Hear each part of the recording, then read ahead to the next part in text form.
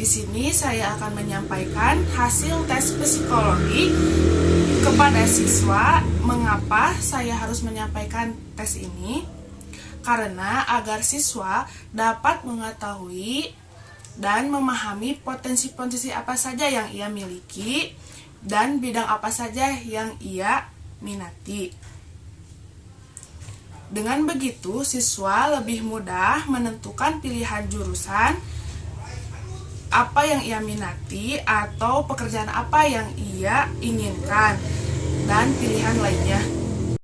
Yang pertama, di sini ada kemampuan umum. Kemampuan umum terdiri dari 3 bagian. Yang pertama ada skala inteligensi atau CVIT dengan IQ 99 dan klasifikasi rata-rata.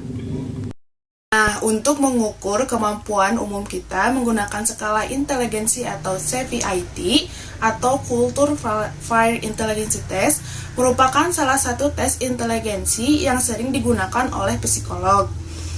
CVIT ini digunakan untuk mengukur kemampuan umum atau general ability atau disebut G factor. Tes IQ digunakan untuk mengetahui kapasitas kemampuan otak seseorang, di mana nilai IQ 99 itu artinya termasuk kategori yang normal atau rata-rata. Yang selanjutnya di tes psikologi ada kemampuan khusus. Yang pertama ada bakat verbal. Saudari Dia Sajara Pragmatika memiliki potensi kemampuan verbal dengan kategori yang cukup tinggi, di mana ia mencapai skor 80% di antara bakat yang lainnya, di mana ia merupakan seseorang yang baik dalam berpikir dan menggunakan penguasaan bahasa secara lisan ataupun menulis, serta mendengarkan dan dapat memahami permasalahannya. Nah, yang kedua ada bakat numerik. Dia juga kurang dalam kemampuan numerik dengan kategori paling rendah, di mana ia mencapai skor 20%, yaitu ketika ia diminta mengerjakan tugas yang berkaitan dengan konsep atau aritmatika ataupun angka-angka. Aktif numerik yang rendah tidak hanya berdampak buruk bagi individu. Yang ketiga, ia juga kurang dalam memahami kemampuan skolastik dengan kategori rendah, yaitu mencapai skor 37%, di mana ia juga kurang mengetahui bagaimana minat bakat yang ia miliki, serta kurangnya penalaran dalam pemecahan masalah, serta kurangnya menyelesaikan tugas-tugas skolastik, mata pelajaran, dan persiapan akademik. Yang keempat, di sini ada bakat abstrak, dan didukungnya kreativitas daya abstrak dan logika berpikir yang ia miliki juga kurang dengan kategori di mana ia mencapai 25%. Ia kurang mampu dalam menganalisa dan menemukan inti permasalahannya yang sebenarnya saat menghadapi suatu masalah yang bersifat konkret maupun kompleks, serta untuk mengukur seberapa baik seseorang mengerti ide-ide dan konsep yang tidak dinyatakan dalam bentuk angka-angka dan kata-kata. Nah, yang kelima di sini ada bakat mekanik. Bakat mekanik sehingga ia juga kurang dalam memahami bakat mekanik dengan kategori rendah, mencapai skor 30%. Sehingga ia sulit untuk mengukur seberapa mudah seseorang memahami prinsip-prinsip umum pengetahuan alamiah dalam kejadian sehari-hari dengan berhubungan dengan kita. Yang keenam, di sini ada bakat relasi ruang. Yang selanjutnya juga kurang dalam memahami kemampuan relasi ruang dengan kategori rendah, mencapai skor 36%.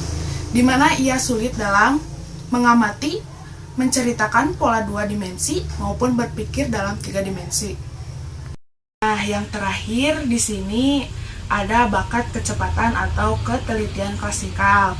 Ia juga kurang dalam kemampuan kecepatan dan ketelitian klasikal dengan kategori rendah mencapai skor 45%, sehingga ia juga kurang cekatan atau kurang cepat serta kurang teliti dalam membandingkan ataupun mengecek atau mengamati sesuatu.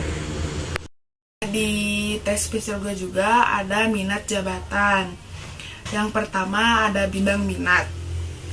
Yang pertama ada pribadi sosial. Saudara Dias Azahra Pragmatika di sini memiliki potensi dalam bidang minat pribadi sosial dengan kategori tinggi, di mana ia mencapai skor 95% di antara bidang lainnya, di mana ia mampu mencakup pekerjaan-pekerjaan yang menuntut hubungan pribadi dan bidang pelayanan. Yang kedua, di sini ada natural. Ia juga memiliki potensi dalam bidang minat natural dengan kategori sedang, di mana ia mencapai skor 70%, tertinggi ketiga. Ia mampu mencakup kegiatan-kegiatan yang dilakukan di alam terbuka dan yang memberi banyak kesempatan untuk bergaul. Yang ketiga, di sini ada mekanik.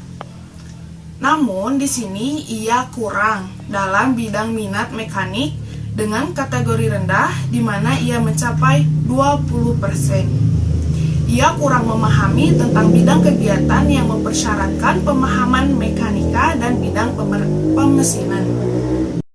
Yang keempat, di sini ada bisnis.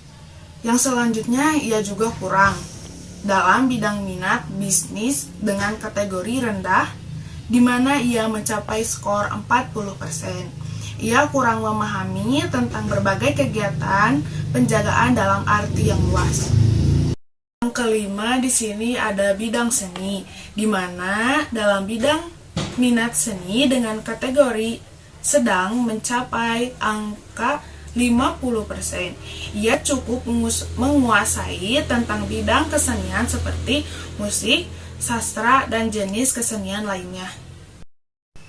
Nah, di sini yang keenam ada di bidang sains.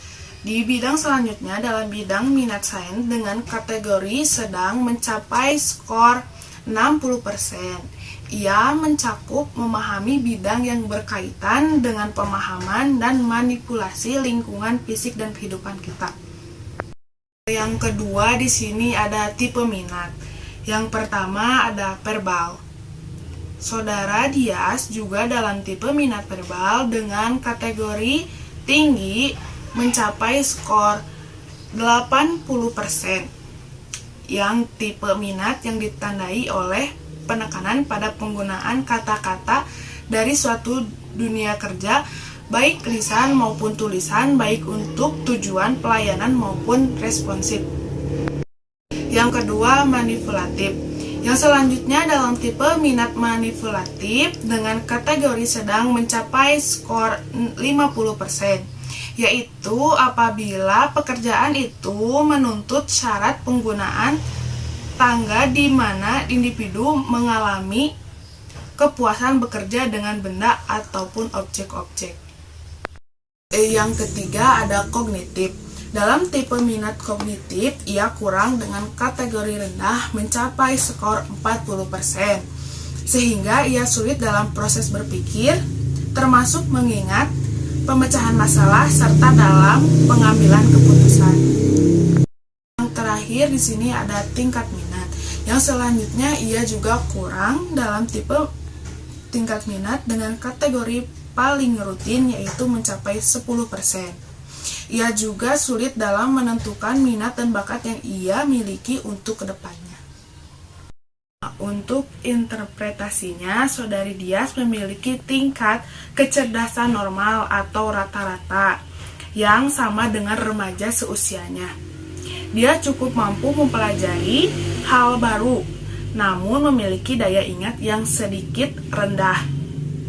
Bakat yang belum berkembang serta sulit untuk menentukan pengambilan keputusan dan minat yang ia inginkan. Serta ia juga sulit apabila menghadapi sebuah permasalahan serta cara menyelesaikannya.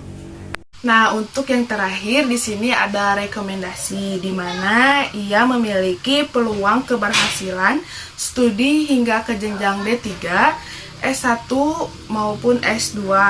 Tapi perlu belajar lebih giat lagi.